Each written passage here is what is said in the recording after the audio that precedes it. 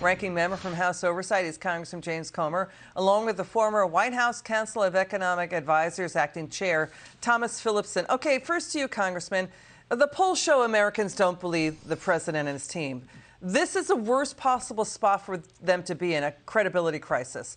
He's again blaming Putin today. Inflation and gas were way up, rising way before the war in Ukraine because of government handouts equal to more than a quarter of U.S. GDP. In other words, pouring hot money into a locked-up system after the Democrat shutdowns. What do you say, Congressman?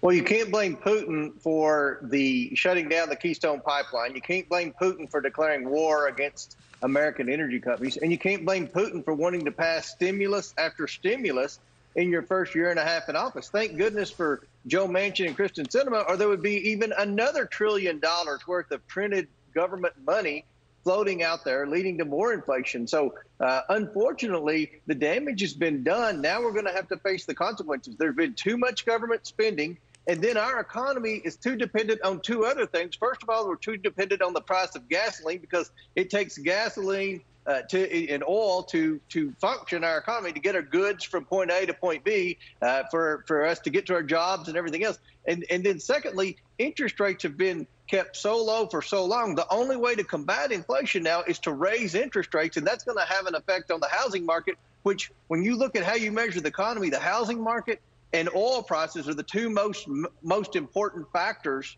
measuring our economy, and they're both in trouble as a direct result of too much government spending and bad economic policies by the Biden administration. And to what the congressman is saying, Thomas, the president out with this whopper today. He claims inflation is now his top priority. Thomas, he's never made it his top priority. For months and months, he and his team denied inflation was even happening, saying it was temporary and transitory. Yeah, I think inflation is kind of like an illness. The problem is, you know, it's always a government-caused illness. And unfortunately, governments are very poor at diagnosing the illness. And unfortunately, governments are the only one who can cure the illness. So economists kind of separate widespread price increases, which we call inflation, from separate, individual markets like energy or food, where prices can go up and down depending on demand going up or supply going down. But when you see a widespread price increase like we have today and many earlier months before today, but particularly today, really core inflation went up quite a bit. That's always due to the quantity of money going up faster than the quantity of output in some sense. We also have this presidential malpractice. The president going after shippers, Congressman, blaming shippers for inflation when shippers are hollering that the supply chain is broken because of the war in Ukraine and China's zero COVID policy. Economy is screaming, get the government out of the way. But, again and again, you see the president refusing to take responsibility for rising gas after he campaigned to shut down oil and gas and undercut U.S. energy. Congressman, I'd like you to react to this. Watch. Would there be any place for fossil fuels, including coal and fracking, in a Biden administration? No, we would work it out. We would make sure it's eliminated and no more subsidies for either one of those, any fossil fuel. The idea we're going to be able to, click a switch, bring down the cost of gasoline is not likely in the near term. Your reaction, Congressman? Well, here we have it. This is what happens when you try to enact Green New Deal policies. We need coal. I'm from a big coal producing district. We need fossil fuels. I support electric vehicles, but the average American can't afford to go out and buy a Tesla. I don't think Joe Biden's realized that yet.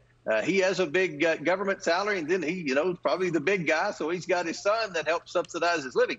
The average American's barely getting by, and inflation is killing them. It's killing them at the grocery store. It's killing them at the gas pump.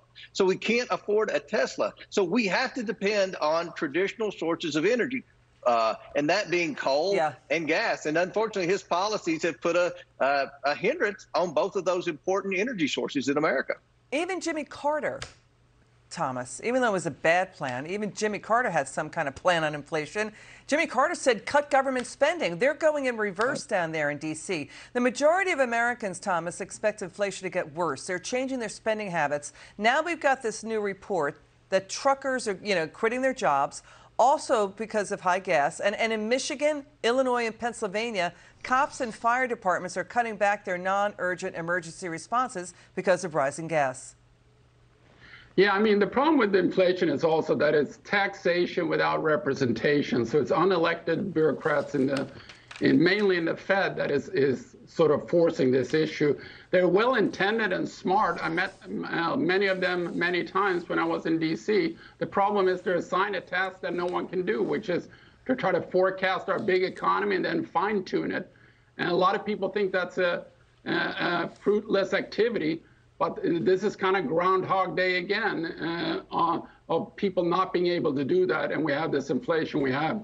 You know, Congressman, people were voting for Biden because they thought he was the anti-Trump, right? They thought he would bring some kind of normalcy back to D.C. It didn't happen. Trump's policies were working. Treasury Secretary Janet Yellen appears to reject the claim by Biden and Democrats that price gouging and corporate greed are causing inflation. Even the Treasury Secretary is not in line with what the narrative is out of the White House. Watch this.